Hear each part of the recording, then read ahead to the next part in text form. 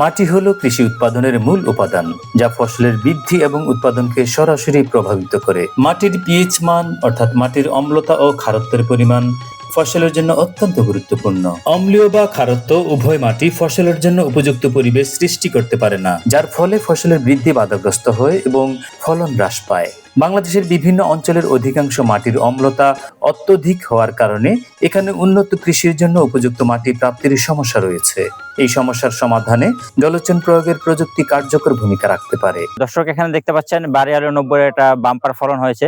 এই বাম্পার ফলনের পেছনে একটা রহস্য হচ্ছে আমরা এই জমিতে এবং পাশাপাশি এই দেবিদ্বার উপজেলায় ডলোচনের ব্যবহার এবার উদ্বুদ্ধকরণের মাধ্যমে অনেক বৃদ্ধি করেছি।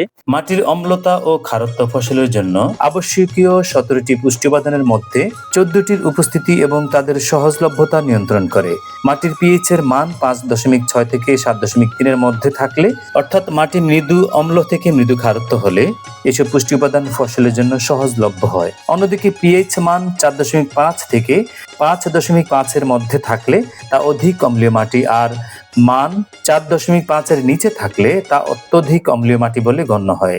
এমন মাটিতে ফসফরাস, ক্যালসিয়াম, ম্যাগনেসিয়াম ও মোলিবডেনামের স্বল্পতা এবং অ্যালুমিনিয়াম, আয়রন, ম্যাঙ্গানিজের আধিক্য থাকায় ফসলের বৃদ্ধি বাধাগ্রস্ত হয় এবং ফলন হ্রাস পায়।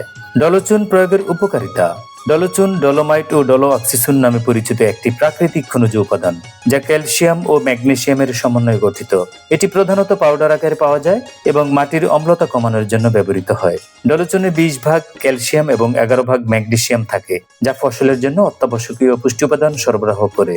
ডলোচন প্রয়োগের মাধ্যমে মাটির পিএইচ বৃদ্ধি করা যায় এবং ফসল উৎপাদনের জন্য উপযোগী পরিবেশ তৈরি করা সম্ভব। আগের কৃষক ব্যবহার করতো না ডলোচনটা, এখন ব্যবহার করে। এখন এটা দেখে আবার অন্য কৃষকরাও ডলোচন ব্যবহার করবে, সবাই আগ্রহ প্রকাশ করেছে।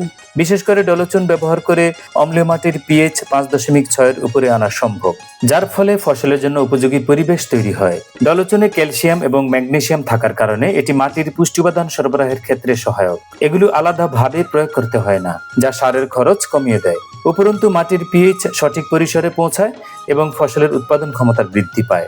গবেষণায় দেখা গেছে যে অত্যধিক অম্লীয় মাটিতে ডলোচন প্রয়োগের মাধ্যমে গম, ভুট্টা, আলু, ডাল, সরিষা এবং সবজি জাতীয় ফসলের ফলন 10 থেকে 40 ভাগ বৃদ্ধি পায়। শুধু তাই নয়, একই সাথে ফসল উৎপাদন খরচ 15 থেকে 35 ভাগ কম হয়।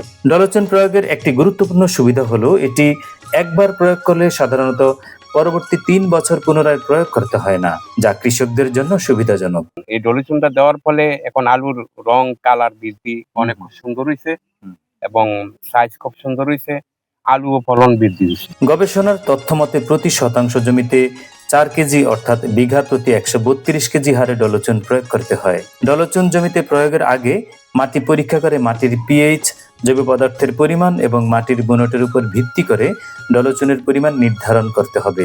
জমি শুষ্ক হলে হালকা সেচ দিয়ে জমি ভিজিয়ে তারপর ডলোচন প্রয়োগ করতে হবে। প্রয়োগের পর মাটিতে ডলোচন ভালোভাবে মিশিয়ে দেওয়ার জন্য চাষ ও মই ব্যবহার করতে হবে। ডলোচন প্রয়োগের 10 দিন পর ফসল রোপণ বা বপন করতে হয়।